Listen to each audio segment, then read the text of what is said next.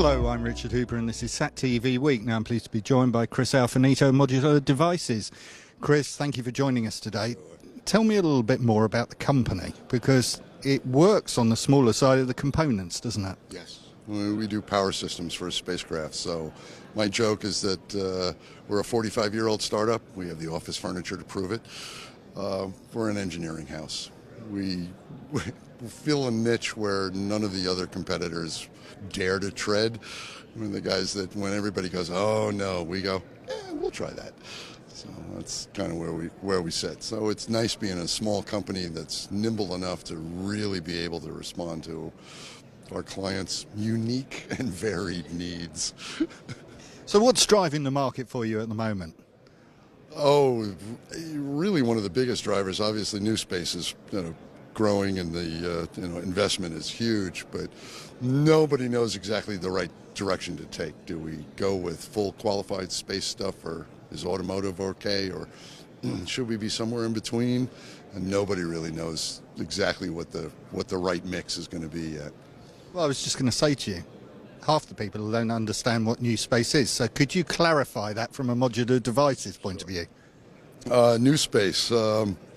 So spacecraft were only launched by governments up until a few years ago, and then a couple of rich billionaire guys went, no, we can do this. And that's really blown the lid off of it globally. I mean, there are places all over now that, Hungary has a really thriving space program. Hungary? Lots of different places like that, because now it's not just the governments, that corporations can go, yeah, I need to put an asset up there, and this asset needs to do this for me. And that's never happened in our industry before. So as far as you're concerned and the products that you put out into the sector, is there anything special about them that...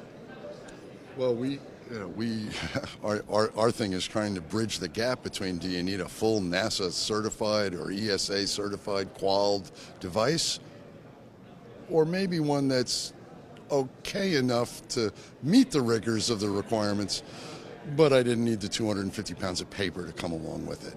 And that's one of the places where we really kind of excel, because we won't do any testing that you don't ask us to test.